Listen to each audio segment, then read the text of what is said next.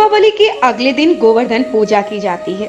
लोग इसे अन्नकूट के नाम से भी जानते हैं। इस त्योहार का भारतीय लोक जीवन में बहुत महत्व है। इस पर्व में प्रकृति के साथ मानव का सीधा संबंध दिखाई देता है।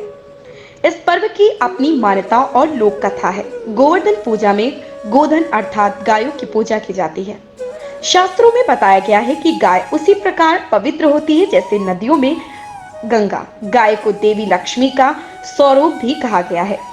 देवी लक्ष्मी जिस प्रकार सुख समृद्धि प्रदान करती है, उसी प्रकार गौ माता भी अपने दूध से स्वास्थ्य रूपी धन प्रदान करती है।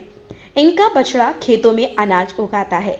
ऐसे में गौ संपूर्ण मानव जाति के लिए पूजनीय और आदरणीय है। गौ के प्रति श्रद्धा प्रकट करने के लिए ही कार्तिक शुक्ल पक्ष प्रतिपदा के दिन गोवर्धन की पूजा की जाती है और इसके प्रतीक के रूप में गाय की है।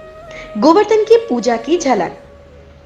जब कृष्ण ने ब्रजवासियों को मूसलाधार वर्षा से बचाने के लिए 7 दिन तक गोवर्धन पर्वत को अपनी सबसे छोटी उंगली पर उठाकर रखा और गोपिकाएं उसकी छाया में सुखपूर्वक रहे। 7वें दिन भगवान ने गोवर्धन को नीचे रखा और प्रतिवर्ष गोवर्धन पूजा करके अन्नकूट उत्सव मनाने की आज्ञा दी। तभी से यह उत्सव अन्नकूट के नाम से मनाया जाने लगा। गोवर्धन पूजा के संबंध में एक लोक गाथा प्रचलित है।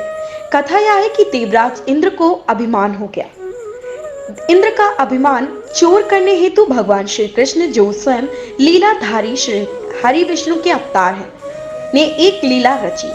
प्रभु ने इस लीला में यूं कहा कि एक दिन उन्होंने देखा कि सभी ब्रजवासी उत्तम पकवान बना रहे हैं और किसी पूजा की तैयारी में जुटे हैं।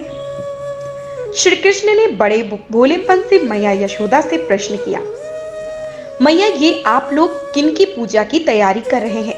कृष्ण की बातें सुनकर मैया बोली, लल्ला हम देवराज इंद्र की पूजा करने के लिए अन्नकूट की तैयारी कर रहे हैं।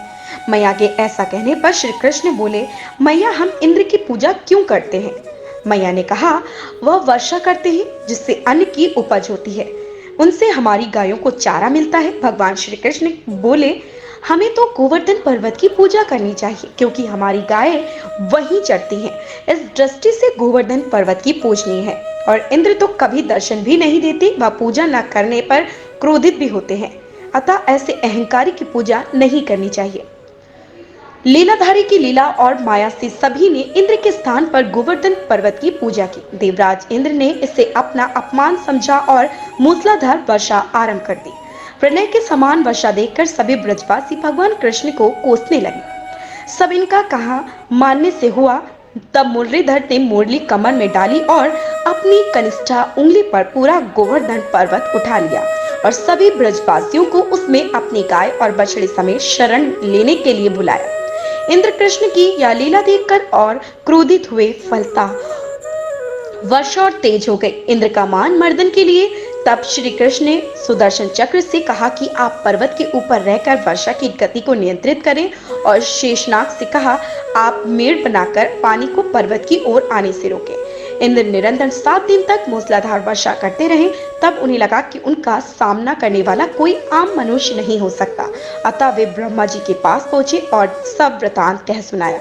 ब्रह्मा जी ने इंद्र से कहा कि आप जिस कृष्ण की बात कर रहे हैं वह भगवान विष्णु के साक्षात अंश हैं और पूर्ण पुरुषोत्तम नारायण हैं। ब्रह्मा जी के यह सुनकर इंद्र अत्यंत लज्जित हुए और श्री कृष्ण से कहा कि प्रभु मैं आपको पहचान न सका, इसलिए अहंकारवश भूल कर बैठा। आप दयालु हैं और कृपालु भी, इसलिए मेरी भूल क्षमा करें। इसके पश्चात देवराज इंद्र ने मूसलाधार की पूजा कर उन्हें भोग लगाया। इस पौराणिक कथा के बाद से ही गोवर्धन पूजा की जाने लगी। ब्रजवासी इन दिन गोवर्धन पर्वत की पूजा करते हैं। गाय बैल पर इस दिन स्नान कराकर उन्हें रंग लगाया जाता है व उनके गले में नई रस्सी डाली जाती है। गाय और बैलों को गुड़ और चावल खिलाया जाता है।